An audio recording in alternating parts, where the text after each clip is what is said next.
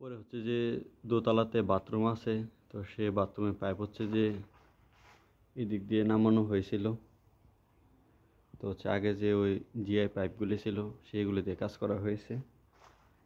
তো এখন GI pipe হচ্ছে কি এদিক দিয়ে ফেটে যায়, ফেটে যাওয়ার কারণে পানি সব বাইরে চলে আসে এবং এই ডাগের ভিতরে ছিল। তো ডাগের নিচে পানি জমে হচ্ছে গিয়ে এই ওয়াল নষ্ট হয়ে যায়। তো মালিক পক্ষ আমাদেরকে বলে যে এটা ভেঙে দেখার জন্য যে আর কি সমস্যা হয়েছে। তো আমরা কালকেও কিছু কাজ করছিলাম, আজকেও কিছু কাজ করলাম। তো কাজ করে দেখি যে পাইপ ভাঙা, তারপর মালিক পক্ষকে জানাই। তখন মালিক বলে যে পুরোটাকে ভেঙে উপর থেকে নিচ পর্যন্ত পাইপটাকে চেঞ্জ করে পিভিসি পাইপ লাগিয়ে দেওয়ার জন্য। তো আমরা সেই কাজটি করতেছি। তো এখন ভাঙার কাজ শেষ।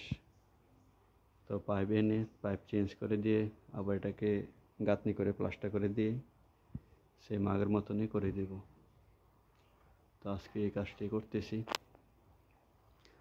তো আমরা অনেকে দেখে থাকি যে আগে যেসব বিল্ডিংয়ে কাজ করা হয় জিআই পাইপ দিয়ে কাজ করা হয়েছিল, তো সেরূপ এটাও হয়েছিল।